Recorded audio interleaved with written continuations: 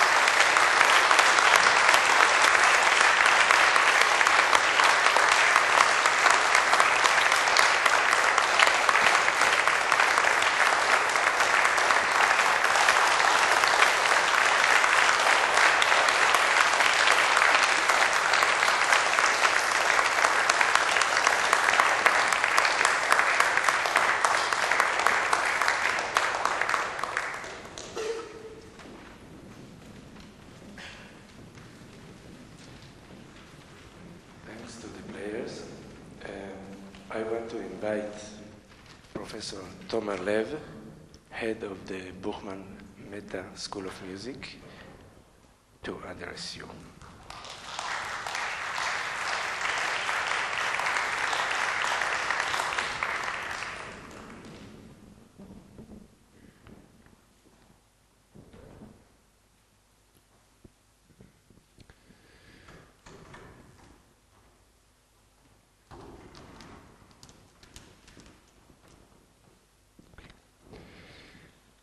Members of the Dan David Prize Board and Management, members of the Israel Composers League, faculty and students of Tel Aviv University and the Buchmann Mehta School of Music.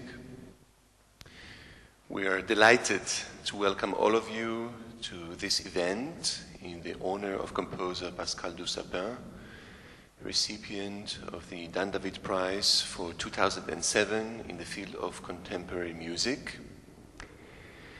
It is not very common that international comprehensive prizes committees, such as the Dan David Prize, dedicate one of the awards to the field of contemporary music, and thus we are very pleased that the Dan David Prize Board has decided to do so, and by doing so, to support this unjustly neglected field.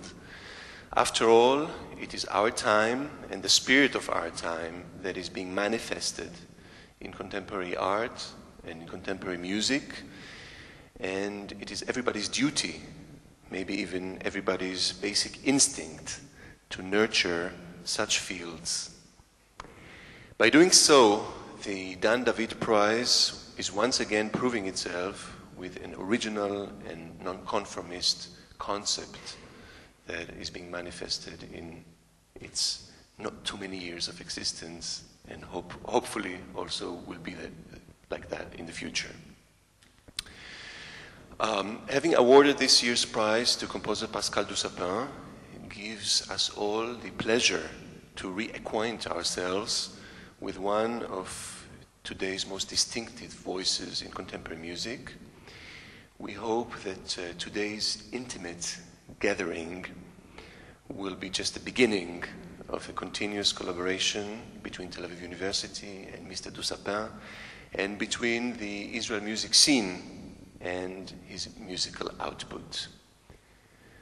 Mr. Dusapin's vision includes not only spiritual projects, such as compositions, but also materialistic ones, and we're very pleased to learn and to know about the very, very special project that is envisioned and being furthering, and this is the Composers Orchestral Academy, and I really hope that in his words he will say a few more words about it, so that we all know about future plans and projects that are being nowadays in work.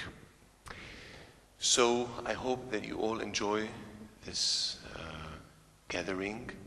We're very happy that we were able to do this in spite of the strike and all the other unhappy events that all around surrounding us, and to dedicate ourselves for a couple of hours to wonderful music and to the art.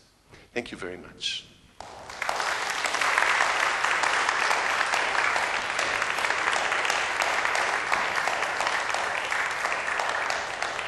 I would like to invite Mr. Dan Yuhas, composer, chairman of the Israeli League of Composers, and composition teacher at the Buchmann Mehta School of Music.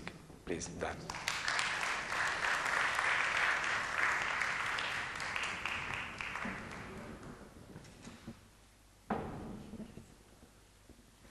Good morning. 10 years ago, I was a member of a jury of the Leonard Bernstein composition competition.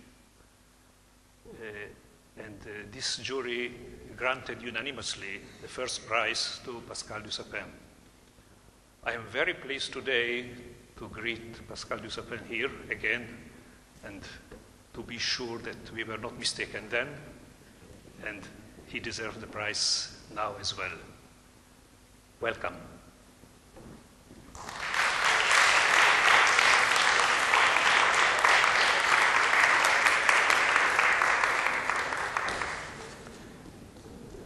Thanks, Dan.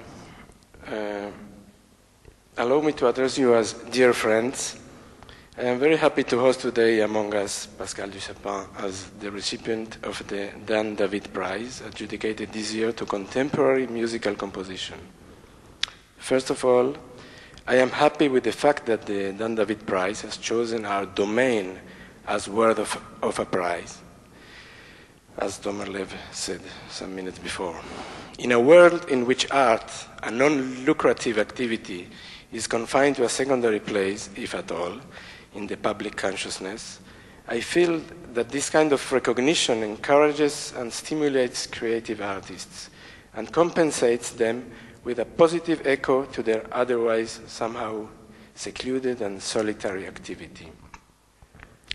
Solitude and peace of mind are surely needed, but it is good to know that society retributes and shows signs of gratitude and need which are not part of the market laws. On the other hand, the choice of Pascal Dusapin as the recipient of this prize is a special reason to be proud of. In the following words, I would like to describe the significance of Dusapin's music, first, of course, through the filter of my subjective experience. I got acquainted with Dusapin's music around 20 years ago or so. I heard a chamber piece of him from a record I bought in a stand in a street of Paris. It was Feast, a powerful and concise work for a small ensemble. I was impressed by the expressive force of the work, by the plastic quality of the musical setting, and by a strong linear quality that the music showed in spite of the complexity and richness of the texture.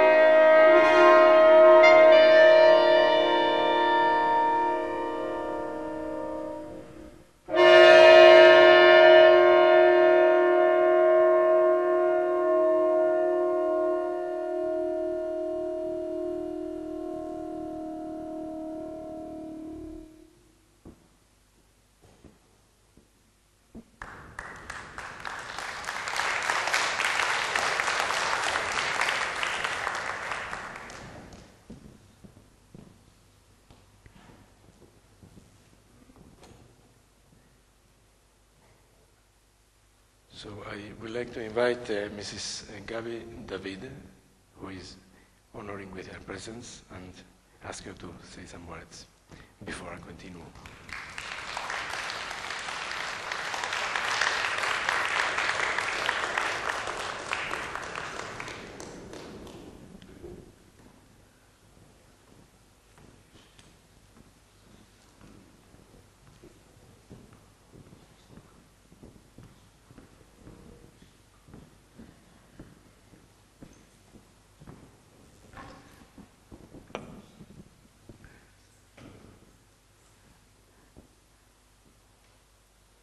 Good morning, Boker Tov, Baruch haba, Benvenu, Benvenuto, welcome in Israel. I shall speak English even though my mother tongue is Hebrew, in honor of our guest. Pascal, I heard that now I permit myself to call you a first name, and I hope you're accepting it. I heard your music right now, and I don't know what you had in your mind, but in the arts you permit us to live the music in our way, in our understanding, in our language. I was in the Holy Temple. I heard the priests holding the very holy instrument which is called the shofar, which is a horn. I could see the priests, I could hear them, I could hear the arguments between them. That's where you led me with your music, and for that I thank you. I had a moment of being in the holy of the holiness for me as a Jewish woman who lives our past, present, and future like my husband does. Thank you all for being here, and I hope we should have more pleasure with Pascal Dusapin. Thank you very much.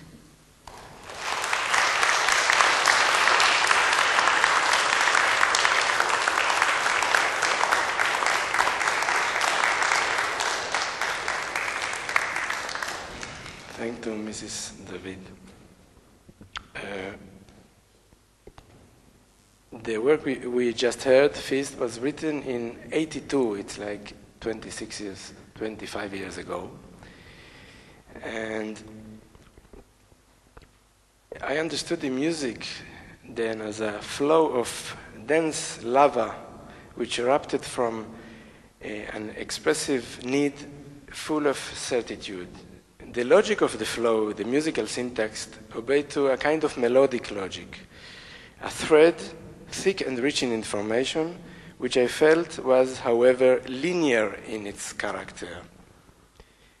I went on with my interest in Dusapin's music. I learned about his formation as a disciple of Xenakis, the only one recognized as such by the master, his affiliation to the heritage of Varese, his work with Donatoni. It was clear to me already at this point that his musical way was linked directly with the Varese tradition without any other stylistical or technical filter, so as to create a personal, independent musical idiom.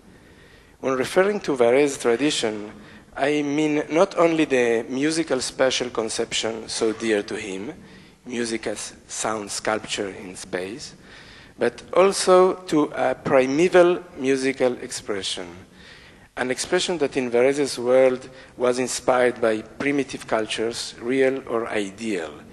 What counts, what results, I think, is a very direct form of expression in which the artist testifies his confrontation with the basic experiences of life, a sense of being in front of an abyss, of feeling a limit situation, using the term of Jaspers. We have just heard, at the beginning of our meeting, Ataka, a work whose title refers to a musical expression, a musical convention, just as Coda, written more or less at the same time. Ataka refers in music to the anacrusis, to the upbeat, to the landing connecting into the next principal section.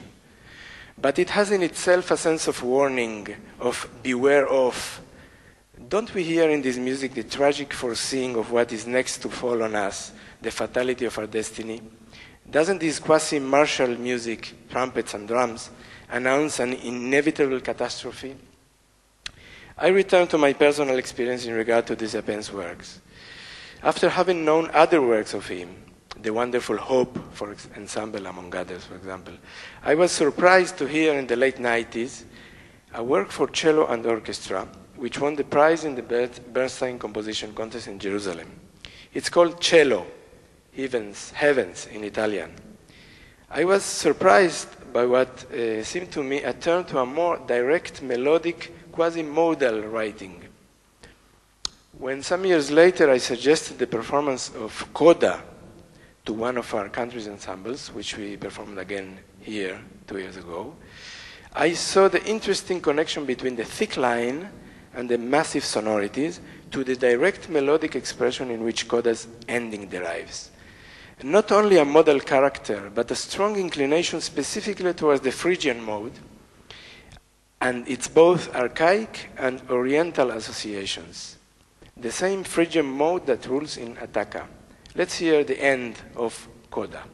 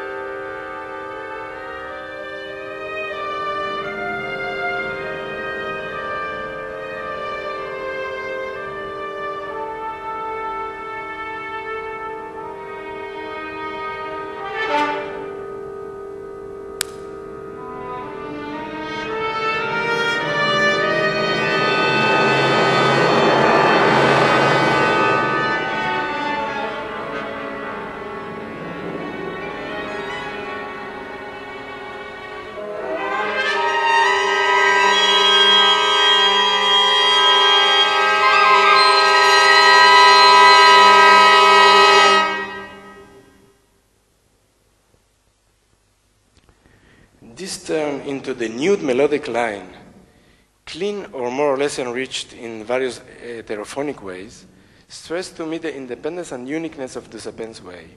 Independence from paved ways and strategies of the so-called avant-garde. It is interesting to note how much uniform and disciplined can be even those who claim to be the strugglers for free and new ways of expression. True expression, in order to be true, has to be unique. Significance and signifier have to be correspondent. So each new utterance must be new in the means which serve to deliver it. But many times we see that things get mixed up, and the human being, even being an artist, falls into fashions and mannerisms that look new but are what we or someone expect as new. It is cliché avant-garde and not the unique expression we are looking for. And as Dusapin shows, sometimes the simpler means, pitch, rhythmic gesture, melody, expresses a more novel way when they are involved in a committed expressive situation. This process of passing organically from a sculptural sound conception to a melodic linear one has to take into account two distinctive characteristics of Dusapin's music. On the one hand, his increasing tendency to create in the dramatic vocal genre, and on the other, what I will refer following as an existential meaning of the sound utterance. We will see that these two factors are very much interlinked between themselves. In 1989, Dusapin writes his first opera, Romeo and Juliet. This will be followed by Medea material after Heiner Müller, To be sung after Gertrude Stein, Perella, Uomo di Fumo, and last year, Faustus, The Last Night, with his own libretto based on Christopher Marlowe, Shakespeare's contemporary, and other sources. To this, we might add his Operatorio, La Melancolia, from 1992. The focus into the dramatical musical work could explain by itself the evolution of the musical material into singing ways. A little like the passing from polyphony to basso continuo monody at the beginning of the 17th century, at the time of the creation of the first operas and oratorios. But this monody, appearing in Dusapin's work, is imbued with the multiform, quasi-chaotic, and perhaps unconscious nature of the former sound sculpture. Suddenly, the paramodal melodies sound different, new, fresh. And still, melody is subject to dramatic and expressive gesture in a very abstract manner.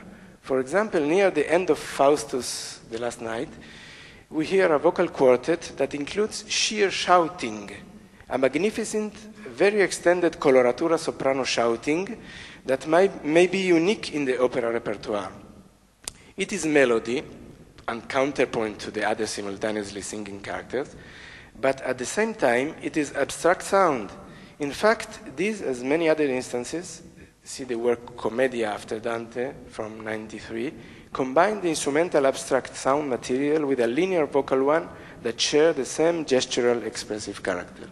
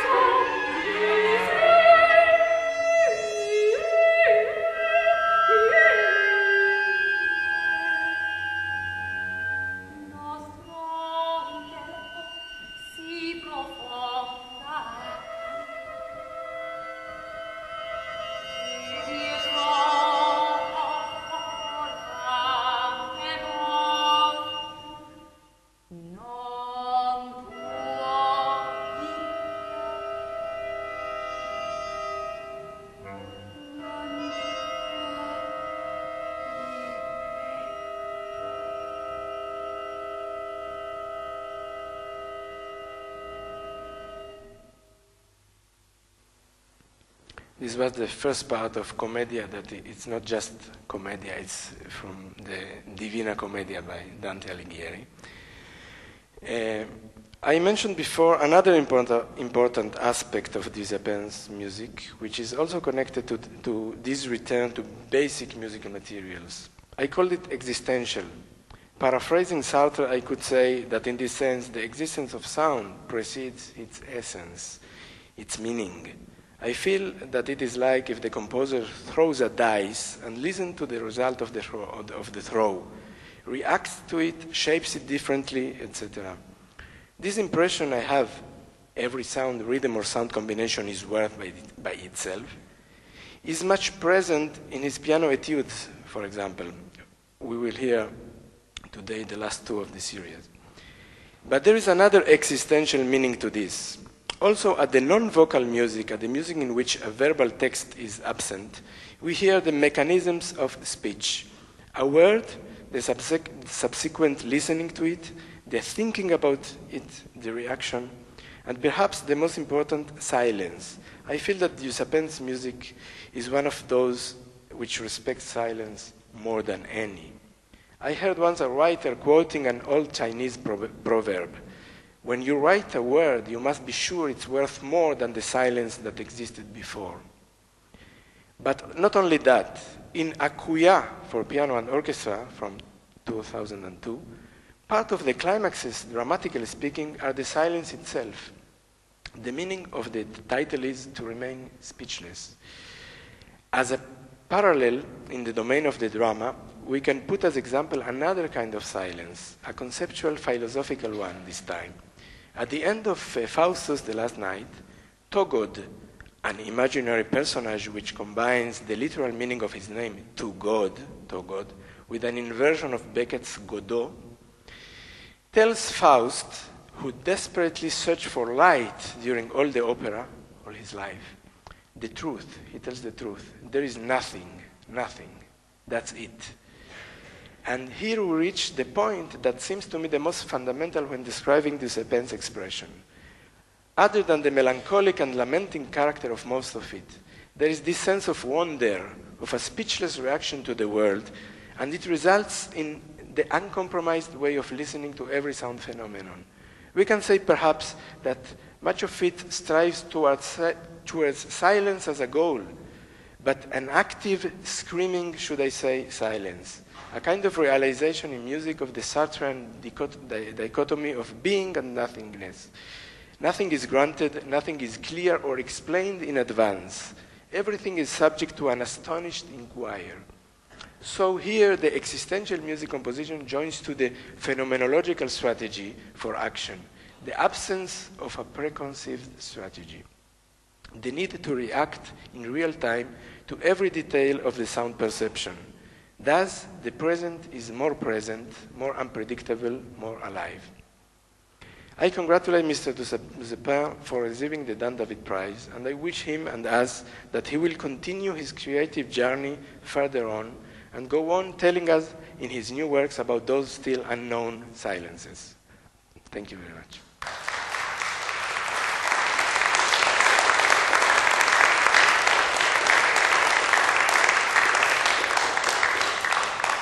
I would like now to invite Pascal Dusapin himself to speak to us. Please.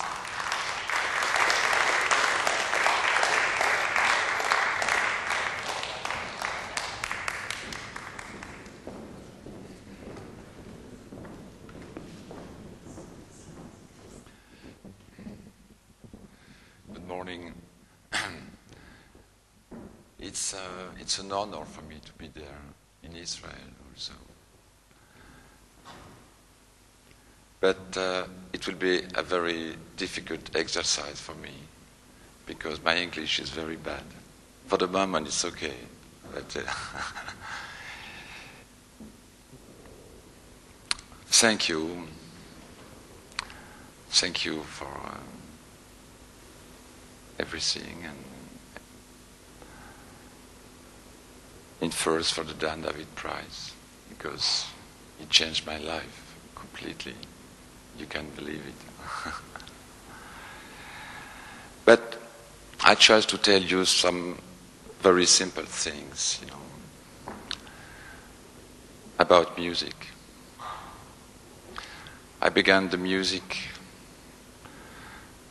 I don't know if I began the music, in fact, because I had very early the sentiment to be not with the music, but with the sound. My problem wasn't the music, in fact. It was to be in the sound. But to understand that, it was so hard for me. Very, very hard. Because when you are young, very young, the wall between the sound and the music, it wasn't clear for me. And I had the sentiment with the music to be with the sound. My life was very simple. When I heard sound, for example, the sound of the wind, when I was very young, I was always looking for the sound of wind, because it was like a liquid for me, amniotic liquid. Is it possible to say that? Amniotic liquid. And one time in a hotel, when I was in holiday with my parents, I heard the clarinet. It was like a wind for me. And I was maybe 5, 6 years old, and I wanted to be a clarinetist immediately. For this reason, I received piano lessons. Okay, it will be a piano. But I wasn't a good pianist. And later, at 10, I discovered the organ. The organ, it was the wind. It was so marvelous for me. But I wasn't a good student. It was a tragedy. It was a tragedy also for me, because this intention to be a musician, to be with the music, and to be so so bad musician. It was that's okay. Okay, thank you. And I was like a mystery, because my hearing, I had very early a good hearing, but to play, it was normal, but not exceptional. For example, now I have no piano in my home. I am just a musician on the table, and all the music for me was completely mentalized, completely inside my body. And to be a pianist or an organist, it's very private, as problem. But now I decide to explain that, because when I was young, I was sick. I had a big problem in my brain, I was always in the hospital, and it was a chance for me. For this reason, I became composer like that, because all the music for me was completely mentalized. For me, music was just paper. And it was quite impossible for me to play the piano, because I was always in the hospital. That's real. But that's okay now. I'm okay. But at 18, I decided to be architect. It was like the music for me, the forms, the structures, the elements you can organize between them. For me, the architecture was the solution. And I made some confusion between architecture and music. And for me, it was the connection. The architecture was the connection to organize the music. But I did not know anything about those questions, those problems. But I had the sentiment to have for the first time the possibility to organize something. For example, you take an element and another one, and you introduce between them a relation. For example, you can take a circle and a square, and you organize the circle with the square in a new form, and after you can take another circle, maybe bigger, and to organize something like that, you know. And I had the sentiment, okay, this is possible to create something just with forms. And I studied 2 years the architecture like that. But with the music, the connection arrived like that in the music. And I discovered in the same times the music of Edgar Varèse. All my life changed in 24 minutes. All. When I heard Arcana, my life changed like that. In 24 minutes. And it was so clear for me. I want to be a composer. But Varèse was dead. It was not practical, you know. The only person able to think something about the new way discovered by Varèse was Xenakis. And Xenakis was alive. And he was also an architect. The connection, the circle was perfect for me. And it was very simple to meet Xenakis. He was teacher to the university. And in 74, between 74 and 78, I followed the cursus of Xenakis in the university. But I was also in the conservatory with Olivier Messiaen 1 year, just 1 year. But for me it was not so easy because I was a guy very savage, you know, and it was impossible for me to go inside the structure, sorry, in this place, but for me it was absolutely impossible to follow the teaching of the conservatory. But it was not the same time, it was so classical. And Messiaen, it was the last year he was teacher. And I was a guy maybe a little bit strange, and I preferred to study it with Xenakis. Xenakis was not interested about me, you know. I had no existence with him for 2 or 3 years. And after, he was curious about me. And I wrote the music quasi immediately, because my theory was, I was a good guy for theory, for writing. But for example, in the first piece you heard, a fist, I was 24, 25 years old. You can hear in this music something very strong, very savage, because for me the music, it was a war. For me it wasn't, I had the relation with the music very hard. It was like a shock in permanence for me.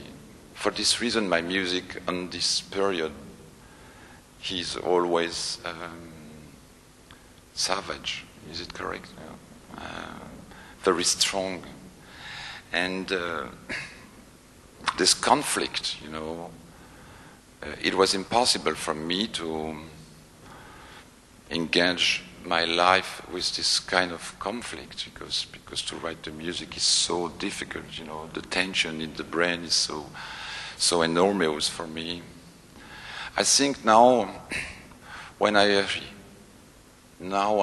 I'm hearing my music of this period, and it's always the case now, I'm observing this music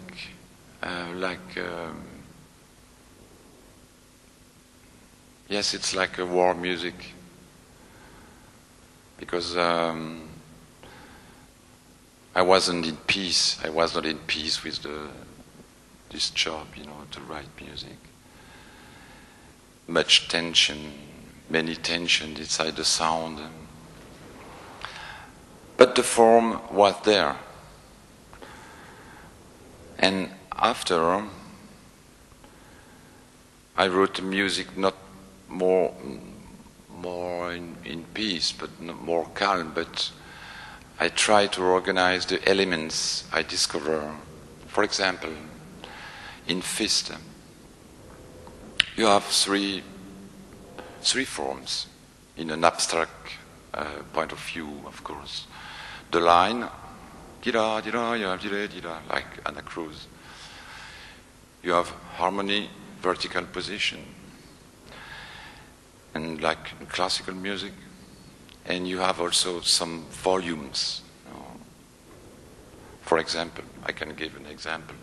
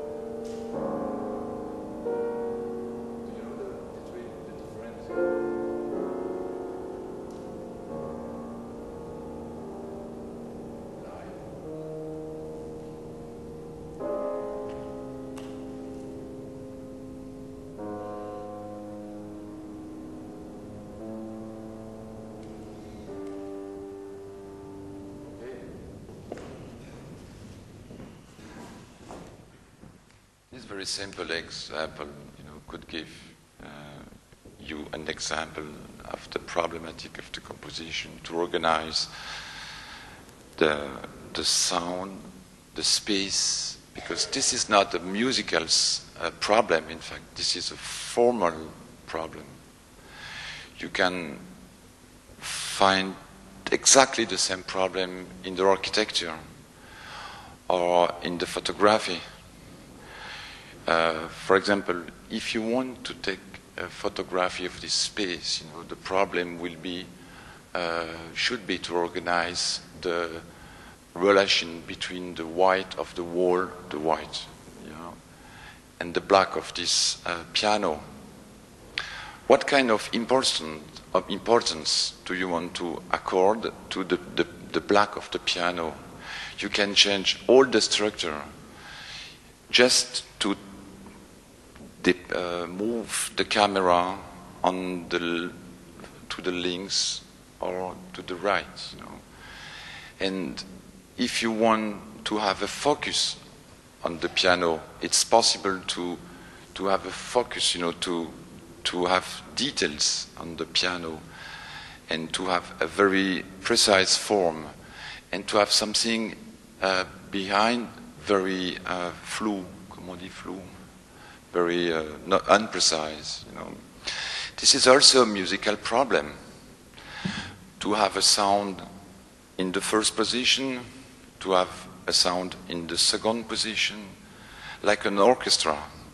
For example, in an orchestra, it's a problem of the perspective more than the space in two dimensions. For example, when you write for the piano, you write in the space like that, high, hauteur, and the time. With the orchestra, it's possible to go in the diagonal sense, to have a sound in the first position, to have another one in the very far away position. Is it correct?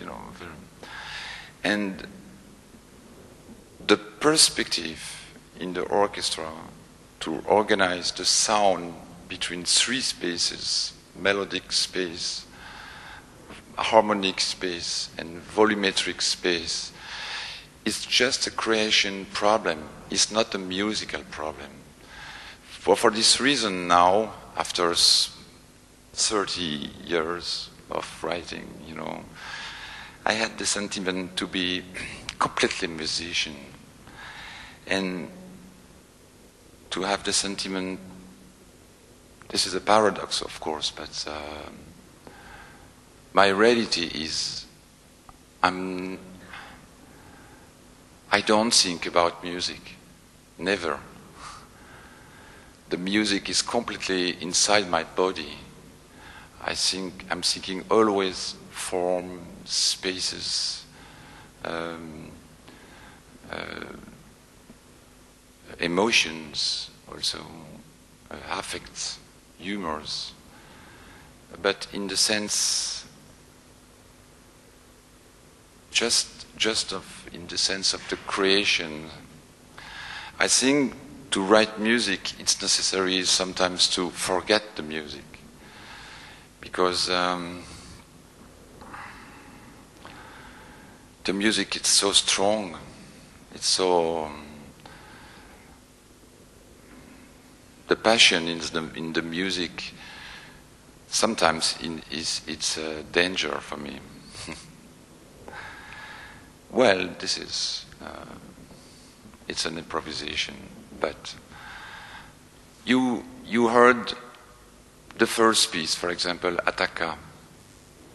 Attacca, I wrote this little piece for 2 trumpets and timpani for an inauguration, for an opening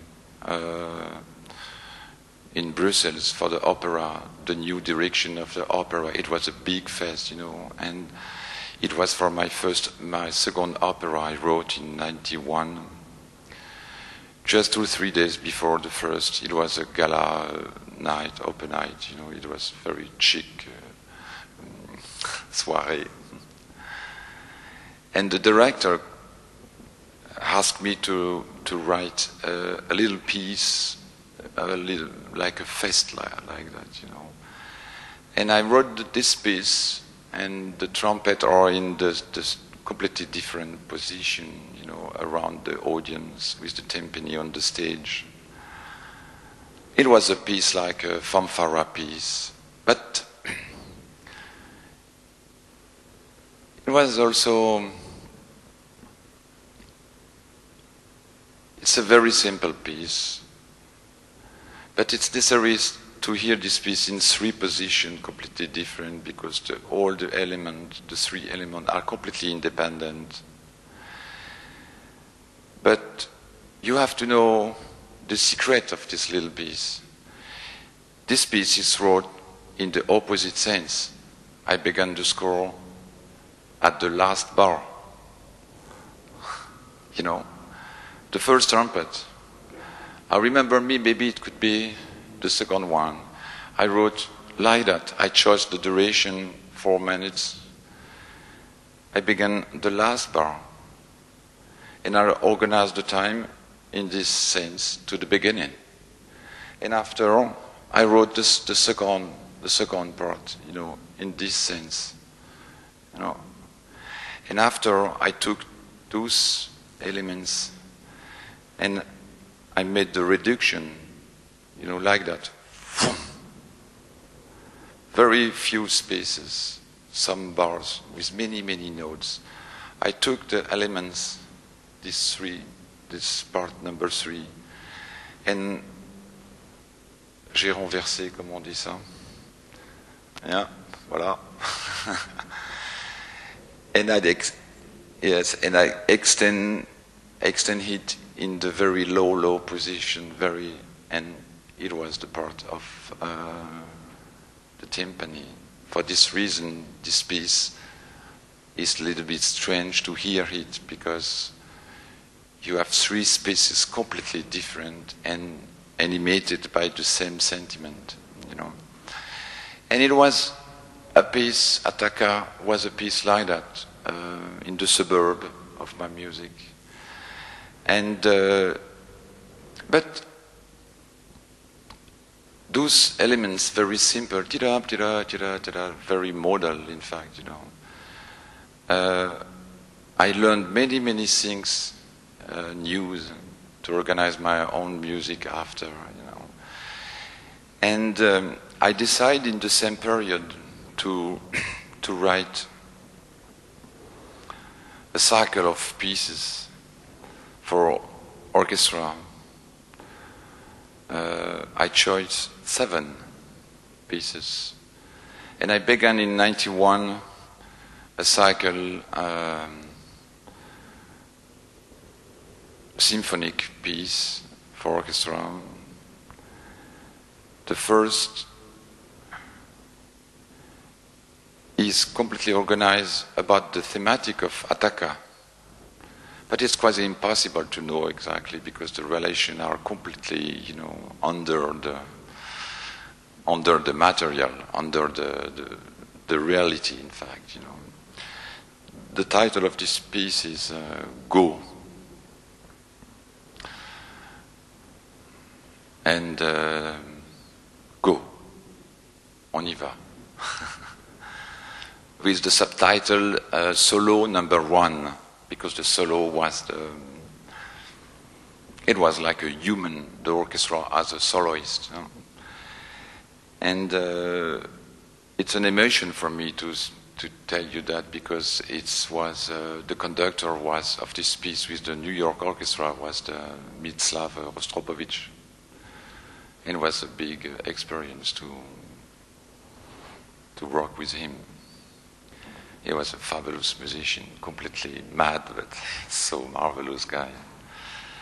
And after I took this piece, Go, and I contract absolutely the piece like that, in this kind of just, for example, the space of this music Go is 10 minutes, and I reduced in 10 seconds, yeah. But it was just an abstract, it's just an abstract work, of course, it's not realistic. But to reduce, to contract the material in this kind of space give me many possibilities to extend it after. And you will hear the result with extenso, extendere. After I wrote another piece, solo number 3, Apex. After solo number 4, Clam. The number 5, 6. I wrote the number 6 the last year for Simon Rattle and the Berliner Philharmoniker. And the title is Reverso. The piece Reverso, a rovescio. It's a Latin word, reverso, to be in the sense, the opposite sense. And this piece it's like a page, It's like that, And after you can déplier, comme on dit déplier. It's like a music. For example, for Reverso, I began exactly at the center of the piece. I wrote the beginning to the end, It's a composition in different moments, and it's quite impossible to have this sentiment when you hear the music. And I would like to, not now exactly, but to propose, I wanted to propose this piece extenso because I think it's very simple with this piece to know exactly what is happening between the 3 spaces as I spoke, the line, the harmony, and the volume, and the negotiation between those spaces. But my intention is not to, with the music, it's not to explain this kind of things, My intention with the music is very simple.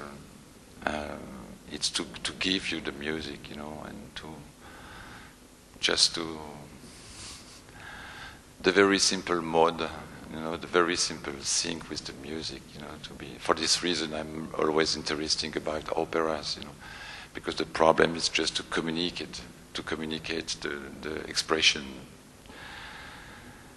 I'm writing an opera now for the X Festival for the next year.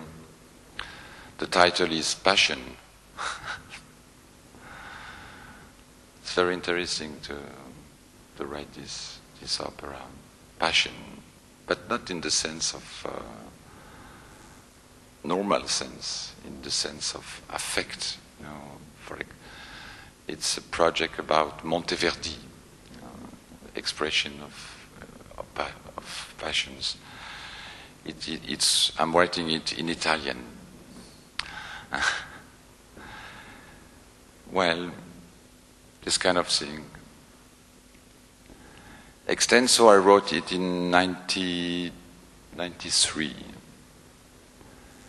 And the duration is something around 12, 13 minutes. I think we will hear 2 pieces of piano, no? And the cycle of the piano, the cycle of those pieces is always organized in 7 pieces. I have a project with string quartet for 7 pieces too. The cycle for orchestra I began in 91. I have to finish it in 2 years, in 2009. And in Paris we will organizing a concert with the 7 pieces. It will be an enormous concert, with 2 hours of orchestra, like a symphony, in fact, because it's we can play, completely in continue. For example, with Extenso, you will have this sentiment. The piece is too short. It's just finished before like that, because after something must continue. And well, we can hear Extenso.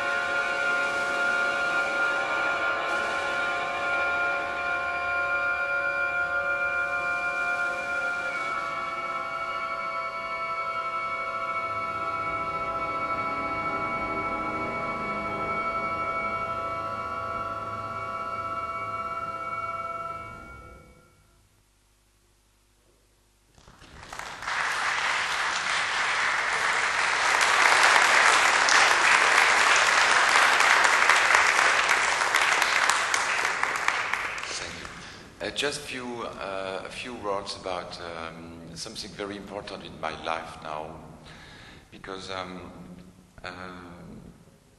I love the orchestra. In in general, but I love to work with orchestra and the musician and of the orchestra. And I had some years ago, 4 years ago exactly, an idea to invent a new project for an academy of orchestra for composers, and this academy could be possible now. And I invent a concept, a completely new concept about not orchestra, but about for young composers in Europe to build something about this academia in the south of France,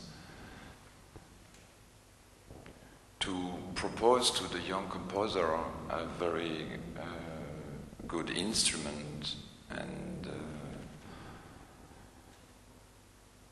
an academy for orchestra, but with the orchestra. This is completely different. And with the orchestra alive in front of the composer. And I made a co-production with many European orchestras. For example, to invite the composer, those young composers in many countries in Europe.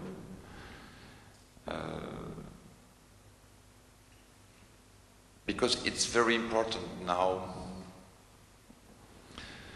because to invent and to, in a certain sense, to obligate the orchestra, the philharmonic orchestra, to give and to play modern music, especially in the economic context now and the cultural context in the world.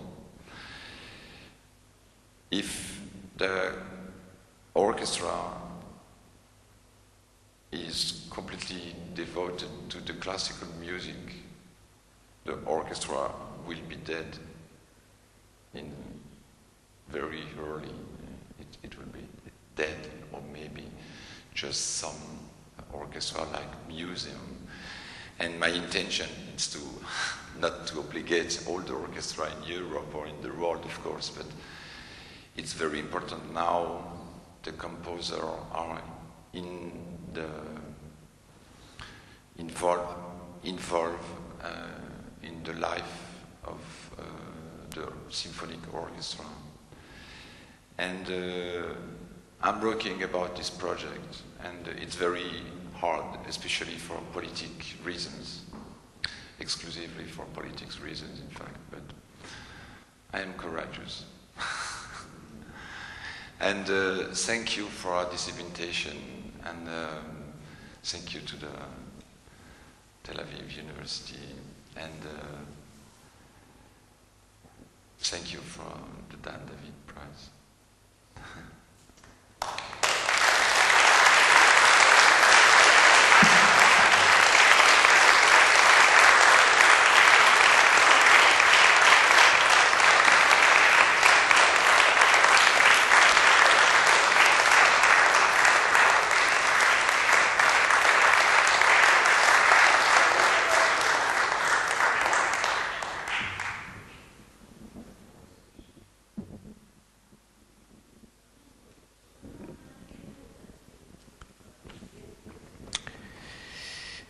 We will, well, thanks a lot, Pascal, for your words and interesting things that you said, and for the wonderful orchestral piece. We would like to finish this meeting with music again, and with the performance of our students. We will hear the last two studies, Etudes, from the series of piano studies that Pascal Dusapin has written between the end of the former millennium and this one, the beginning of this one. We will hear Etude number 6 for piano, performed by Avinoam Shalev, and Etude number 7, the last, by Maor Tzur. The two etudes are connected. So I invite the players to play, and thank you very much for coming and being with us.